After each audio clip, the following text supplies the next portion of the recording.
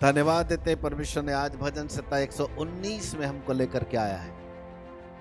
हमने पढ़ा 1 से लेकर 16 पद, 11 पद इस प्रकार से यहाँ पर कहता है, मैंने तेरे वचन को अपने हृदय में रख छोड़ा है कि तेरे विरुद्ध पाप न करूं।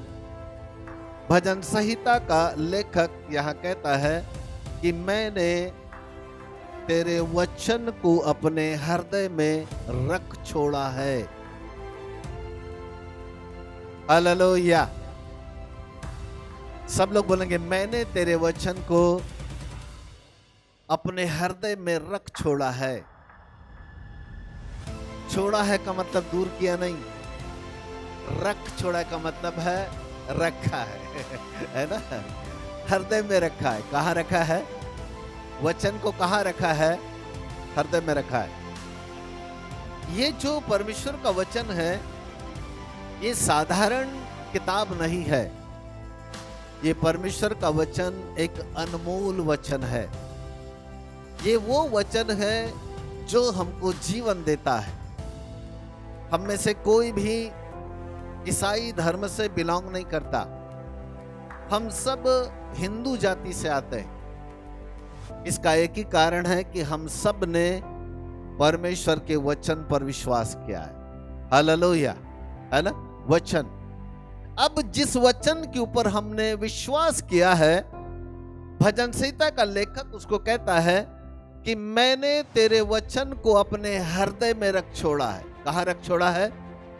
इसका मतलब है कि ना केवल आपको परमेश्वर के वचन पर यानी बाइबल पर विश्वास करना है, वरन इस परमेश्वर के वचन को अपने हृदय में स्थान देना है। कहाँ स्थान देना है? हृदय के अंदर।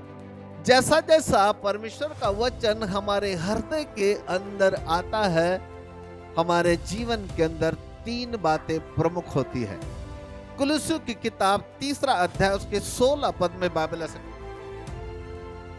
कुलुस्सियों की किताब उसका 3 अध्याय उसके 16 पद में बाइबल ऐसा कहती है,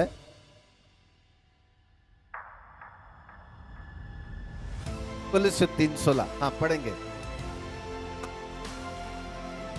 हाँ।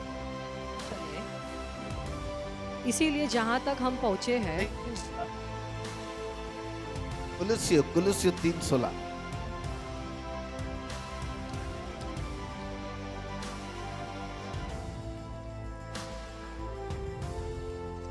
नया नियम भी कहता है, प्रेरित पौलुस कहते हैं कुलुस्सियों 3:16 में कि मसीह के वचन को अपने हृदय में अधिकाई से बसने दो। दोनों वचन को मिलाते हैं। एक और भजन संहिता का लेखक कहता है कि मैंने तेरे वचन को अपने हृदय में रख छोड़ा है। पर दूसरी ओर नया नियम में बाइबल कहती है, मसीह के वचन को अधिकाई से अपने हृदय में बसने दो। कैसा बसने दो? अधिकाई से। पुराना नियम कहता है कि तेरा वचन मैंने अपने हृदय में रखा है, केवल रखा है।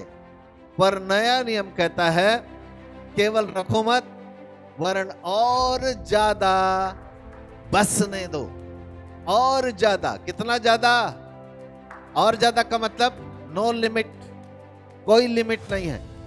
यानी जितना ज्यादा परमेश्वर का वचन हमारे हृदय के अंदर बसता चला जाता है, बसता चला जाता है, जितना ज्यादा हम वचन को रखना चालू करते हैं, ये वचन हमें 3 महत्वपूर्ण चीजें देता है। परमेश्वर का वचन जीवित वचन है। परमेश्वर का वचन अविनाशी वचन है। परमेश्वर का वचन कभी नहीं सड़ता। परमेश्वर के वचन को कभी कोई कीड़ा नहीं लगता। परमेश्वर के वचन कभी नष्ट होने वाला वचन नहीं है। परमेश्वर का वचन अजर, अमर, अटल वचन है। हालेलुया।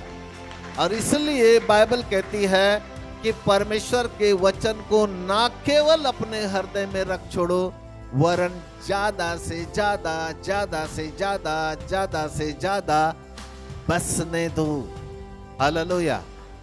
उसको समेटो। जितना ज्यादा हम समेट सकते, समेटते जाओ, समेटते जाओ, समेटते जाओ। उसको जितना ज्यादा हम अधिकाई से अपने जीवन के अंदर ले सकते हैं, उतना ज्यादा अपने अंदर लेकर के आओ। और जितना ज्यादा हम परमेश्वर का वचन अपने हृदय के अंदर रखेंगे, तीन महत्वपूर्ण चीजें हमारे साथ होगी। नंबर वन, उसी पद को 11 पद को भजन संहिता 119 में आ जाओ, उसका 11 पद हम पढ़ते हैं।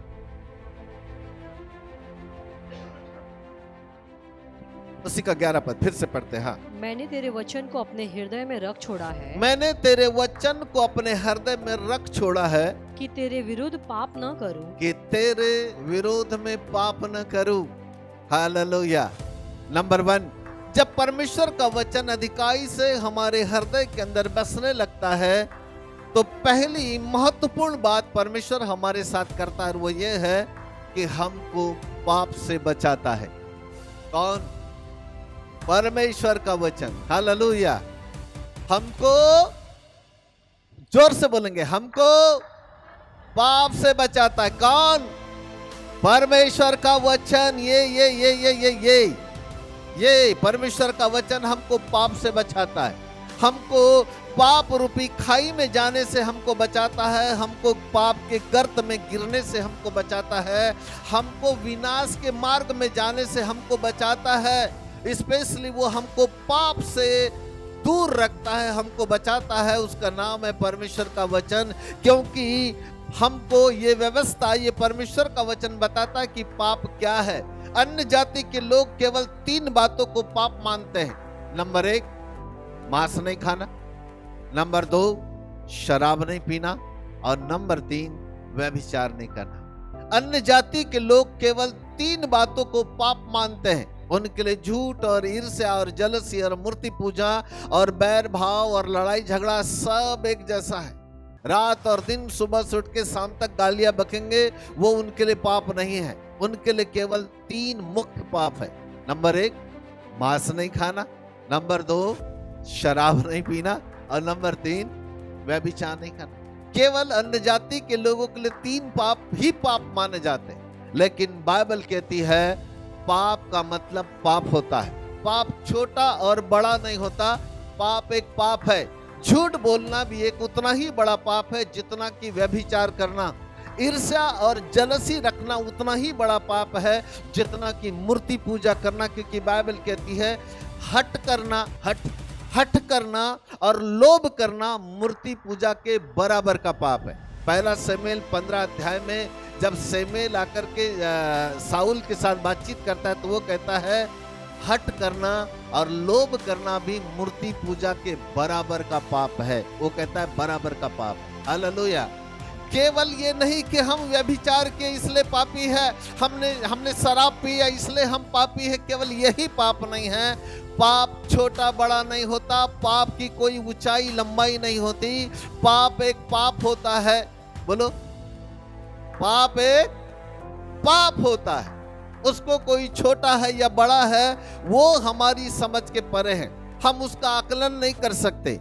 एक झूठ बोलना उतना ही बड़ा पाप है जितना कि व्यभिचार करना, ईर्ष्या रखना, जलन रखना, बैर रखना, विरोध रखना, डाह रखना, कपट रखना, कड़वाहट रखना और जो कुछ भी है वे सब पाप में गिने जाते हैं। ये उतने ही बड़े पाप है जितना कि एक मसीही व्यक्ति को कोई कहे जा मूर्ति पूजा करोगे? नहीं ना। यदि हम मूर्ति पूजा नहीं कर सकते, यदि हम शराब नहीं पी सकते, यदि हम व्यभिचार नहीं कर सकते, तो क्या झूठ बोल सकते हैं? क्या हम ईर्ष्या रख सकते हैं? क्या हम जलसी रख सकते हैं? क्या हम कड़वाहट रख सकते हैं? बिल्कुल नहीं। परमेश्वर का वचन हमको बताता है कि यदि तेरे भाई के मन में बैर है तो जा और उससे मेल मिलाप कर। इसका मतलब है परमेश्वर का वचन हमें आगाह करता है कि अपने भाई से बैर नहीं रखना, अपने भाई से बैर नहीं रखना। वचन सिखाता है। क्या सिखाता है हमको? वचन वचन वचन। हालेलुया।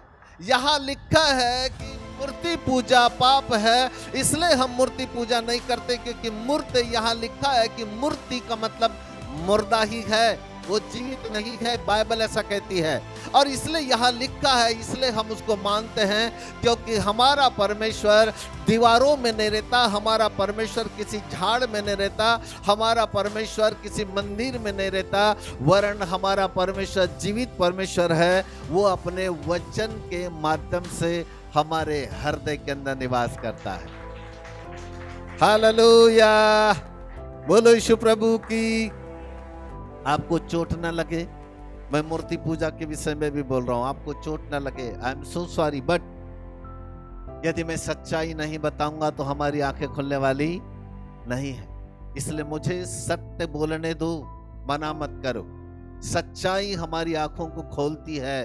सत्य सुनने से आप पीछे की ओर मत जाओ, पर सत्य सुनने से प्रभु को और मजबूती से पकड़ सकते हैं। बोलो यीशु प्रभु की हालेलुया।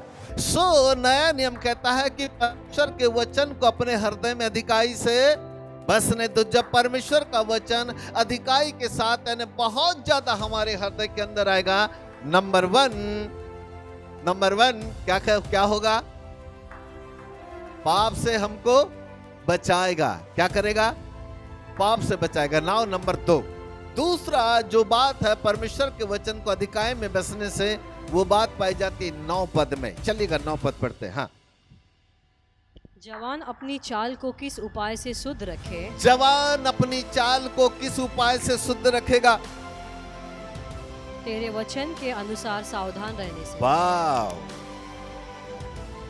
तेरे वचन के अनुसार सावधान रहने से।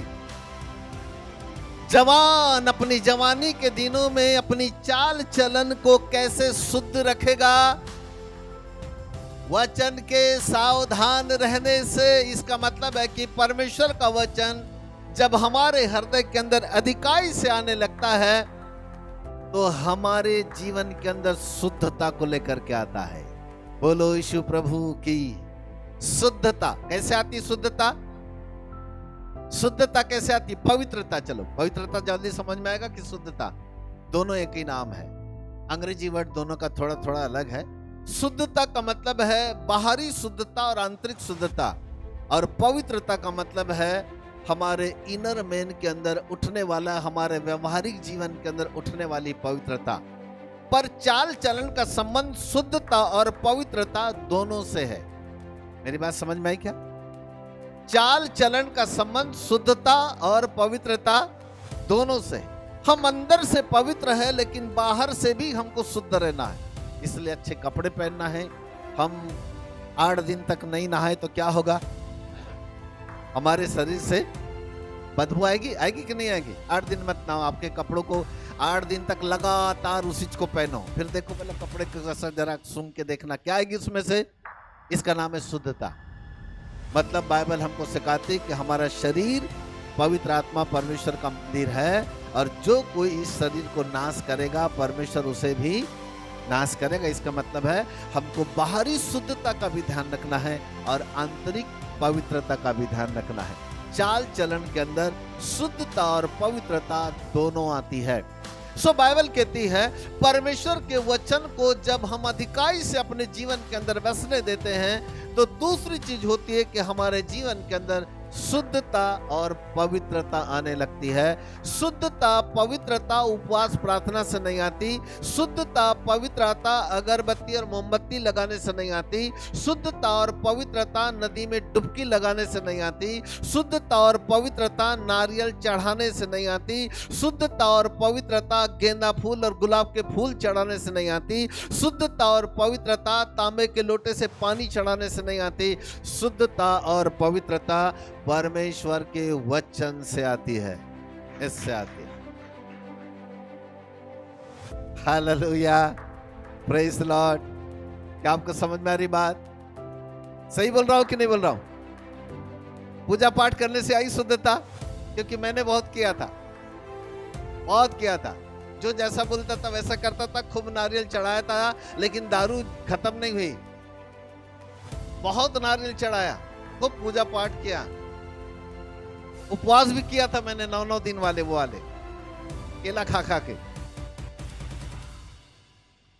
पर दारू खत्म ही नहीं होती थी। शाम होती थी तो दारू की याद आती थी, यार दारू किधर है?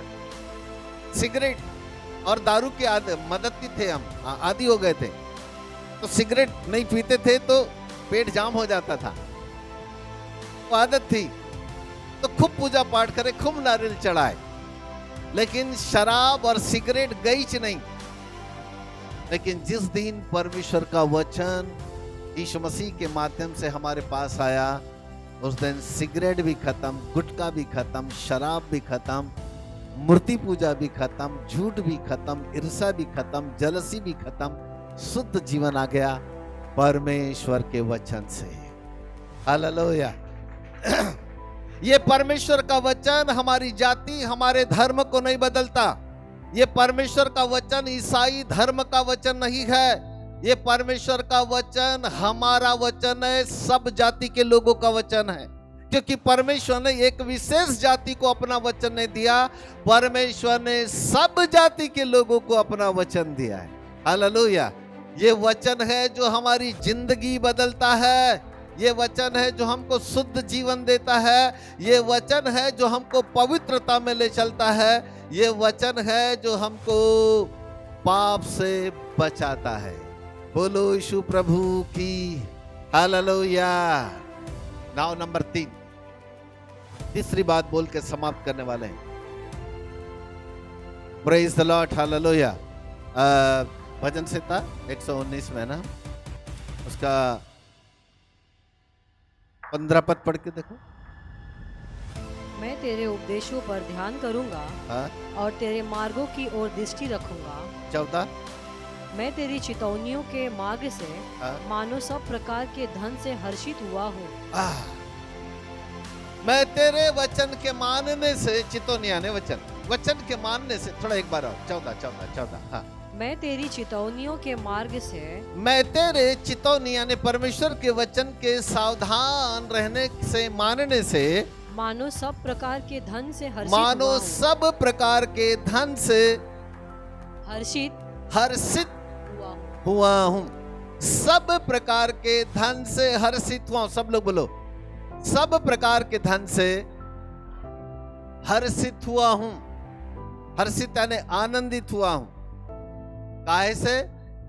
सब प्रकार के धन से। इसका मतलब है, नंबर 1, जब परमेश्वर का वचन हमारे हृदय में अधिकाई से आता है, नंबर 1, परमेश्वर हमको पाप से बचाता है। नंबर 2, जब परमेश्वर का वचन हमारे हृदय के अंदर आता है, वो हमारे चाल चलन को शुद्धता और पवित्रता में लेके चलता है। नंबर 3, जब परमेश्वर का वचन हमारे हृदय में अधिकाई से आता है, तो सब प्रकार के धन से आशीषित करता है। हालेलुया। सब प्रकार का धन। सब लोग बोले, सब प्रकार का धन। क्या है परमेश्वर के पास सब प्रकार का धन? परमेश्वर के पास जो सब प्रकार का धन है, वो है चंगाई, वो है छुटकारा, वो है आर्थिक क्षेत्र की आशीष है, वो है पारिवारिक क्षेत्र की आशीष है, शांति, आनंद, कृपा, भलाई, विश्वास, नम्रता, दीनता, एवरीथिंग। सब प्रकार का मतलब सब कुछ जो हमको चाहिए, वो सब कुछ। शारीरिक बीमारी, मानसिक बीमारी, जो कुछ हमको आवश्यकता है, वो तमाम बातें परमेश्वर के वचन के अंदर रखी गई है। और इसलिए भजन संहिता का लेखक कहता है कि तेरे वचन को मैं अपने हृदय के अंदर अधिकाई से बसने देता हूं, जिससे कि मैं सब प्रकार के धन से हर्षित हो जाता हूं। इसका मतलब है, जब परमेश्वर का वचन हमारे हृदय के अंदर अधिकाई से बसने लगता है, तो परमेश्वर हमको सब प्रकार के धन से आशीषित करने लगता है। हर प्रकार का धन हमारे जीवन के अंदर आने लगता है।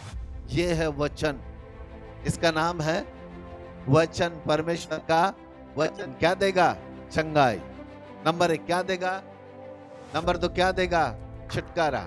आर्थिक क्षेत्र में परिवर्तन, पारिवारिक क्षेत्र में परिवर्तन, जीवन के हर क्षेत्र में परिवर्तन देने वाला केवल एक है, जिसका नाम है परमेश्वर का वचन। Hallelujah. Praise the Lord. Hello, क्या आपके जीवन के अंदर कुछ बदलाव आया इस वचन से?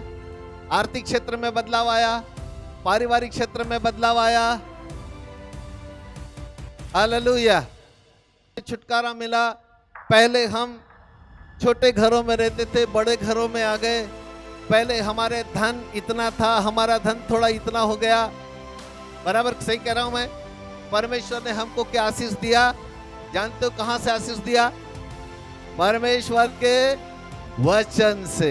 हालेलुया। ये जिसको हम लगातार मानते रहे हैं, जिसको हम लगातार अपने जीवन के अंदर कबूल करते रहे हैं, विश्वास के साथ उसको जब हम ग्रहण करते रहे हैं, इस वचन ने हमको चंगाई दी, इस वचन ने हमको छुटकारा दिया, इस वचन ने हमको आशीष दी, इस वचन ने हमको आर्थिक क्षेत्र में उन्नति दिया, इस वचन ने हमारे जीवन के अंदर बड़ा बदलाव लाया, इस वचन ने हमारा धर्म नहीं बदला, हमारी जाति नहीं बदली, हमारा जीवन बदल दिया, हमारे जीने का तरीका बदल दिया, हमारे खाने का तरीका बदल दिया, हमारा कपड़ा पहनने का तरीका बदल दिया, हमारा बातचीत करने का तरीका बदल दिया। इस वचन ने हमको अद्भुत आशीष दिया, क्योंकि इस वचन के अंदर सबसे बड़ा धन परमेश्वर ने छुपा के रखा है। वो धन है चंगाई, छुटकारा, आशीष। जो कुछ हमारी अपेक्षाएं हैं, जो कुछ हमारी आवश्यकता है, सब कुछ परमेश्वर ने इस बड़े धन के अंदर छुपा के रखा हुआ है, जिसका नाम है परमेश्वर का वचन। बोलो यीशु प्रभु की हालेलुया। यह है परमेश्वर का वचन। मेरे प्रिय प्रभु के बालकों, पौलुस कहता है परमेश्वर के वचन को अधिकाई से अपने हृदय के अंदर बसने दो। कैसे करो? बसने दो। यहाँ ज्यादा से ज्यादा बसने दो। जितना ज्यादा वचन आपके अंदर बसेगा, यानी जितना ज्यादा आप अधिकाई से अपने हृदय के अंदर वचन को रिसीव करोगे, वचन को ग्रहण करोगे, और उस वचन को आप बोलते चले जाओगे, बोलते चले जाओगे, बोलते चले जाओगे, बोलते चले जाओगे, ये वचन आपको 3 चीजें देगा। नंबर 1, पाप से बचाएगा। नंबर 2, शुद्धता और पवित्रता में ले जाएगा। नंबर 3, सब प्रकार के धन से आशीषित करेगा। Praise God, hallelujah. एक बड़े प्रभु के दास, मैं नाम इसलिए नहीं ले पा रहा हूं क्योंकि रिकॉर्डिंग है। एक बड़े प्रभु के दास ने एक बात कहा। उनके कान में एक छोटा सा फोड़ा हुआ। वो दूसरे लोगों के लिए दुआएं मांगते थे, लोग चंगे होते थे, लेकिन वो कान का फोड़ा बढ़ता गया, बढ़ता गया, बढ़ता गया। उन्होंने उसको अपने हाथ से दबा दबा के उसका मवाद निकाला, अपने ही हाथ से कपास निकाल के ठीक किया, कभी डॉक्टर के पास नहीं गए। जो लोग उनके कान को देखते वो बोलते, यार तुम्हारे कान में तो बड़ा भारी दर्द है, क्या इसका कभी इलाज नहीं कराए? उन्होंने कहा कि मैं कभी उसको नजरअंदाज करता हूँ, मैंने कभी देखा ही नहीं। जब मैं आईने के सामने खड़ा होता हूँ तब भी मैं इसको नहीं देखता, मैं तो अपने बाल बनाता हूँ और मैं चलते रहता हूँ, अपने काम से काम रखता हूँ। वो आया है तो आज नहीं तो कल जाएगा, क्योंकि यीशु मसीह ने कहा मैं तेरे कोड़े खाने से चंगा हूँ। इसलिए मैं तो एक ही बात जानता हूँ कि मैं यीशु मसीह के कोड़े खाने से चंगा हूँ, बस खत्म। वो कहते हैं कि लगभग 6 महीना वो फोड़ा रहा, पहले बढ़ा और वो इतना नासूर था कि डॉक्टरों ने देख कर के कहा था कि वो कैंसर है, लेकिन मैंने उसको नज़रअंदाज किया। मैंने कभी नहीं कहा कि ये फोड़े ने आज जन्म लिया है, वरन मैं उसको नज़रअंदाज करता रहा और धीरे धीरे वो जख्म सूखने लगा और वो कैंसर वाला फोड़ा हमेशा के लिए खत्म हो गया विदिन 6 महीने के अंदर। हालेलुया। क्या था वचन? मैं यीशु मसीह के कोड़े खाने से चंगा। Praise God, hallelujah.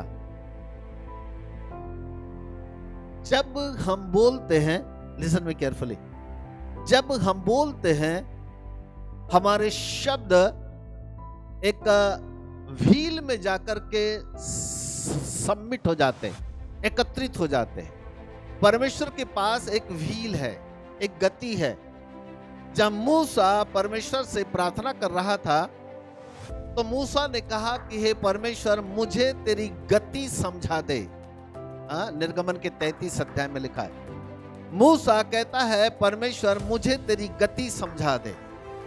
मूसा उस गति के बारे में समझना चाह रहा था, जहां जो शब्द बोलते हैं वो शब्द परमेश्वर के उस गति में एक बड़े व्हील के अंदर जाकर एकत्रित हो जाते हैं, समावेश हो जाते हैं। लिसन मी केयरफुली, जो कुछ हम बोलते हैं वो एक बड़े व्हील में जाकर के समावेश होते हैं।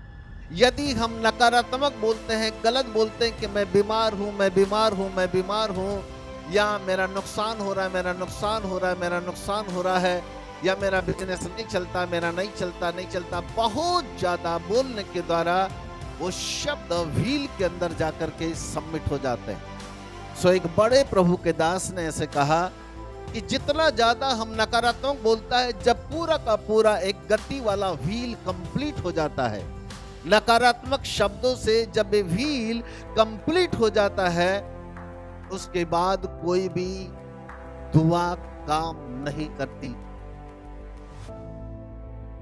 उसके बाद कोई भी दुआ काम, क्योंकि आपने बोल बोलकर इतना ज्यादा सारा पैसा है, मेरा काम अच्छा चल रहा है, मेरा धंधा अच्छा चल रहा है, मेरे पास सब कुछ है, मैं आशीषित हूं, मैं चंगा हूं, मैं चंगा हूं, मैं चंगा हूं। जब हम बोलने लगते हैं, ये व्हील जो कंप्लीट हो गया है, ये उल्टा धीरे धीरे ये उल्टा घूमने लगता है। जैसे जैसे हम सकारात्मक बोलेंगे, वो धीरे धीरे उल्टा घूमेगा, और एक समय आएगा वो जितने हमारे नकारात्मक वर्ड है उसको समाप्त करेगा, और जैसे वो नकारात्मक शब्दों को समाप्त करेगा, चंगाई हमारे पास आएगी। इसलिए मैं कहता हूं, आज बोले तो आज ही चंगे हो जाओगे, ऐसा इसलिए नहीं है क्योंकि आपने नकारात्मक बोलकर जिस व्हील को कंप्लीट किए हो, अभी सकारात्मक बोलकर उस व्हील को खाली करना पड़ेगा। आई क्या? तो ताली। हाँ, उदाहरण देता हूं, मैं आपको उदाहरण देता हूं। जब मरने से पहले यीशु मसीह ने कहा कि मनुष्य का पुत्र पकड़वाया जाएगा और अवश्य कि वो मारा जाएगा, तो पतरस ने कहा, प्रभु ऐसा कौन है जो तेरे को मारेगा? दिमाग खराब है तेरा? हम तेरे साथ में देख लेंगे। हाँ हाँ, हम भी साथ में देख लेंगे। तो प्रभु ने कहा, पतरस आज ही तू मुर्गा बाग देने से पहले 3 बार मेरा इनकार करेगा। कितने बार? 3 बार। और हुआ ऐसा ही, जैसे प्रभु को क्रूस पर चढ़ाया गया, पतरस ने 3 बार इनकार किया। सबने पढ़े हो ना, खोल के बताने की जरूरत तो नहीं है। 3 बार इनकार किया, बोले मैं तो नहीं जानता, ऐसा बोल के 3 बार मुकर। इतना बड़े प्रभु के साथ 3 साल रहा, रोटी मछली खाया, मुर्दों को जिंदा होते हुए देखा, तूफान को थमते हुए देखा, पानी के ऊपर चलते हुए देखा, सब कुछ देखा। उसके बाद पतरस कहता है, लड़की पता नहीं तू किसके बारे में बात कर रही, मैं नहीं जानता। 3 बार मुकर गया। जब प्रभु यीशु मसीह मृतकों से जिंदा हुए, तो तिबरियास के झील के किनारे चेलों से मुलाकात किया, वो भी नाव में। जैसे ही पतरस को पता चला कि प्रभु है, उधर गया, झील के अंदर ही डुबकी मारा। उसने बोले पकड़ रहे, बोले प्रभु ने हमको मछली पकड़ते हुए, तो सीधा झील के अंदर डुबकी मार लिया। पर कब तक रहेगा झील के अंदर? धीरे धीरे बाद में किनारे आया। तो प्रभु ने सबसे पहले तो मछली खिलाई उनको, आग भून के। बोले पहले खाओ, पहले मीटिंग बाद में पिटाई। तो पहले प्रभु ने खिलाया और बाद में उसकी पिटाई किया। बोलता है, पतरस क्या तू मुझसे प्रेम करता है? तो बड़ा सकुचा संकोच कर करके कहता है, हाँ प्रभु मैं आपसे प्रेम करता हूं। मेरे मेमने को चरा। दूसरी बार फिर पूछा, पतरस क्या तू मुझसे प्रेम करता है? तो कहता, हाँ प्रभु मैं तुझसे प्रेम करता हूं। अच्छा जा मेरे भेड़ों की रखवाली कर। तीसरी बार फिर प्रभु ने उसको पूछा, पतरस क्या तू सचमुच मुझसे प्रेम करता है? तो कहता, प्रभु तू जानता तो है मैं तुझसे प्रेम करता हूं। अरे हाँ न रे बाबा, जानता तो हूं, लेकिन मुझे तुझे 3 बार पूछना था पतरस तेरा उत्तर, क्योंकि तूने 3 बार ना कहा था, इसलिए मैं चाहता हूं कि तू 3 बार हाँ कहे। क्योंकि तेरे ना कहने से जो व्हील है वो कंप्लीट हो गया था, तेरे हाँ कहने से ये व्हील उल्टा घूमेगा। जब तू सकारात्मक बोलेगा, ये व्हील तेरे लिए काम करेगा, तब तू खड़ा हो जाएगा पतरस, तब तू खड़ा होगा। हालेलुया। जब प्रभु यीशु मसीह मृत्यु में से जिंदा हुए, तो स्वर्गदूतों ने स्त्रियों को क्या कहा पता है?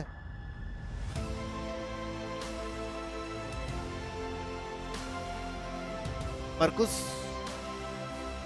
11 उसके 7 पद में आओ भले, वहां होना चाहिए। मरकुस 11:7 पढ़ो बेटा। यीशु मसीह के जी उठने के बाद जब लोग कब्र में आए, उसको देखने के लिए आए, तो स्वर्गदूतों ने एक संदेश दिया उन स्त्रियों को, उन चेलों को। चलो जरा पढ़ते हैं। हाँ, मरकुस 11:7।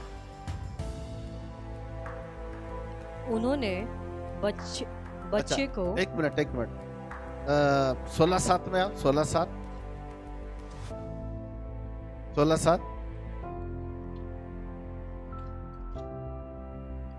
परंतु तुम जाओ हाँ और उसके चेलों और पतरस से कहो हाँ। कि वह तुमसे पहले गलील को जाएगा।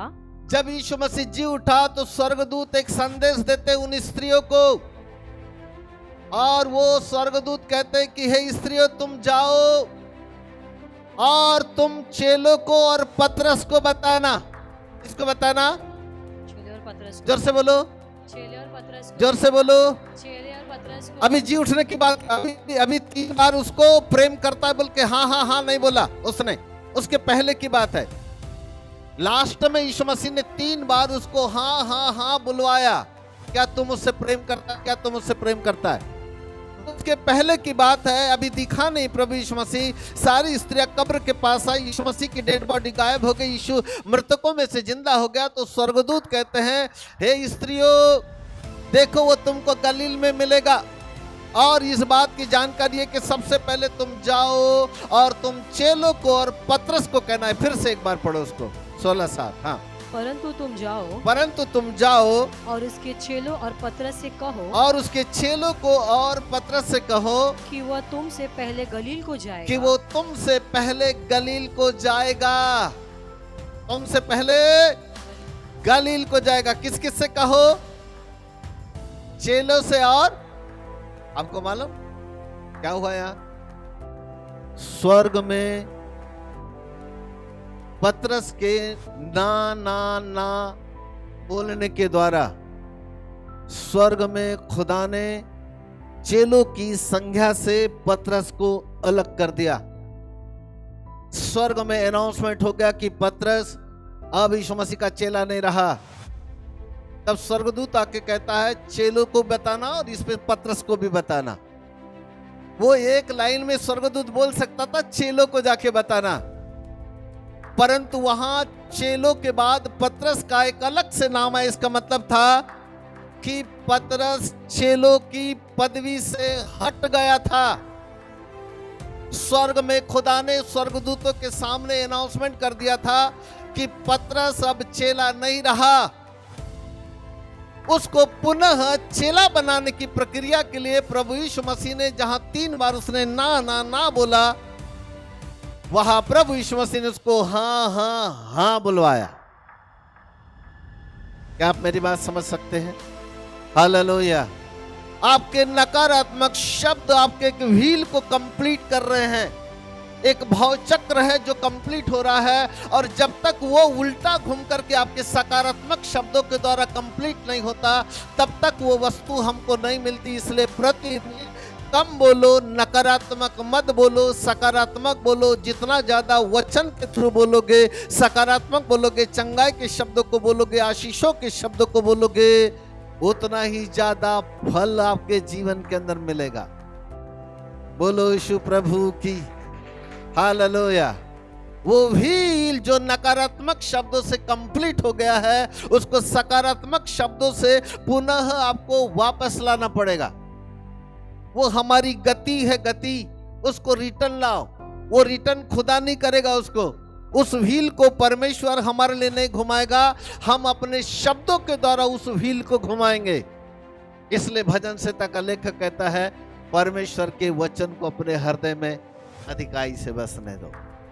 Praise God, hallelujah. मेरे प्रिय प्रभु के बाल को जीवन देने वाला यही वचन है। इसको बोलो ना, गलत बातें मत बोलो, फालतू बातें मत बोलो, व्यर्थ बातें मत बोलो, काम की बातें बोलो। यीशु ने कहा, जो निकम्मी बातें मनुष्य बोलेगा न्याय के दिन उसको लेखा देना पड़ेगा। सही बोल रहा हूं? मत्ती 12:36-37 में लिखा है, और लिखा है जो निकम्मी बातें, यानी निकम्मी यानी बिना काम की बातें, बेकार की बातें, अर्थहीन बातें, फालतू बातें, शैतानी बातें, बदनाम करने वाली बातें, दोषारोपण की बातें, निंदात्मक बातें, अपवित्र बातें, अशोभनीय बातें,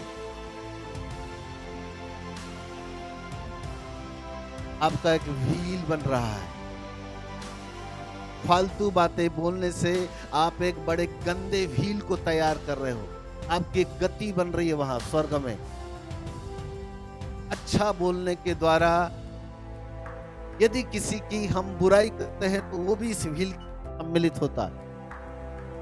इसलिए बाइबल कहती है अपने से दूसरों को अच्छा समझो। लिखा है अपने से दूसरों को अच्छा समझो, यानी दूसरों की तारीफ करो, दूसरों को अच्छा समझो। अपने आप को अच्छा मत समझो, दूसरों को अच्छा समझो। जब दूसरों को हम अच्छा समझते और अच्छा बोलते हैं, दूसरों के लिए हम अच्छे शब्द बोलते हैं, हमारा व्हील रिटर्न होता है। ऐसा रिटर्न होगा। हमारी अपनी भाषा में कहते हैं पाप का घड़ा भर गया। सुने ये वाली कहावत? ये घड़ा नहीं है, ये व्हील है। स्वर्ग में घड़ा नहीं चलता, वहां व्हील सिस्टम चलता है। वहां एक व्हील कंप्लीट होता है पाप का। अपनी भाषा में घड़ा भर गया, स्वर्गीय भाषा में क्या भर गया? एक व्हील भर गया। उस व्हील को खुदा वापस नहीं करेगा, वो नहीं घुमाएगा। उस व्हील को मुझको आपको घुमाना है अपने अच्छे शब्दों के द्वारा। Hallelujah, praise the Lord. क्या आप भजन संहिता से आशीष पा रहे हैं? मैं आशीष पा रहा हूं। हर बार जब कभी मैं भजन संहिता से बोलता हूं, नई नई चीज मुझको सीखने को मिलती है और कोई न कोई बात प्रभु हमको सिखाता है। सो मैं धन्यवाद देता हूं भजन संहिता के लिए। प्रभु आप सबको आशीष दे। हम यहां प्रार्थना करेंगे। Thank you Jesus. पवित्र पिता, एक बार फिर से आपके नाम को हम धन्य धन्य धन्य कहते हैं। आपके नाम को हम ऊंचा उठाते हैं राजा। धन्यवाद के साथ आपके सिंहासन के सम्मुख आते हैं। भजन संहिता 119। प्रभु हमको आपके वचन को अधिकाई से बसने के विषय में लिखा है। आपका वचन बड़ा अनमोल है। आपका वचन ही है प्रभु जो हमको चंगाई देता है, आशीष देता है, छुटकारा देता है, शुद्धता देता है, पाप से हमको बचाता है, सब प्रकार का धन हमको देता है। वो अनमोल धन उसके अंदर छुपा हुआ है प्रभु जी, वो वचन हमको देता है। फिर प्रभु आज हमने सीखा, जब हम वचन को बोलते हैं, जब हम सकारात्मक वचनों को बोलते हैं, प्रभु स्वर्ग में हमारे लिए जो एक व्हील गलत बातों के द्वारा कंप्लीट हुआ है, प्रभु हम उसको घुमाते हैं। अच्छी बातों के द्वारा हम उसको प्रभु जी रिवर्स करते हैं। बापा आसमानी, आज हमने आपको सिखाया, हम आपके नाम को धन्य कहते हैं। हालेलुया। और प्रभु हम ऐसा ही कुछ सीखना चाहते हैं आगे। प्रभु हम इस जो कुछ आज हमने सीखा, इसको पूरे हफ्ता भर हम मनन करना चाहते हैं। प्रभु पूरे सप्ताह भर उठते बैठते खाते पीते हम वचन को बोलें, हम अच्छी बातों को बोले, सकारात्मक बातों को बोलने वाले बने प्रभु, ताकि हम अपने उस व्हील को पिता परमेश्वर रिवर्स कर सके, हम उसको घुमा सके, अच्छी बातों से हम उसको कंप्लीट कर सके। हमने पतरस को देखा प्रभु कि उसने कैसे इनकार किया। 3 बार इनकार करने के द्वारा उसका व्हील प्रभु जी कंप्लीट हो गया। लेकिन है पवित्र पिता, प्रभु यीशु मसीह ने उसको पुनः 3 बार पुनः प्रभु जी बुलवाया और उसने कहा, क्या तू मुझसे प्रेम करता है? तब पतरस ने 3 बार हाँ कहा, और जैसे उसने हाँ कहा प्रभु जी वो पुनः चेलों की पदवी में आके खड़ा हो गया, क्योंकि स्वर्गदूतों ने स्वर्ग में उसे चेलों की पदवी से हटा दिया था।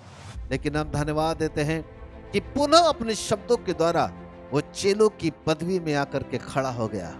बापा आसमानी, आपके नाम को हम धन्य धन्य धन्य कहते हैं। आपका वचन हमें सावधान करता है, आपका वचन हमें चिताता है, आपका वचन हमें पिता परमेश्वर एक नई दिशा में लेके जाता है। उसके लिए धन्यवाद। आसमान खोलकर अपने बच्चों को आशीष दीजिएगा, ताकि हम आपके वचन को बोले और वचन के द्वारा हम अद्भुत आशीष पाए। धन्यवाद के साथ मसीह यीशु के नाम से मांगते ग्रहण करो पिताजी, आमीन आमीन और आमीन। बोलो यीशु प्रभु की हालेलुया।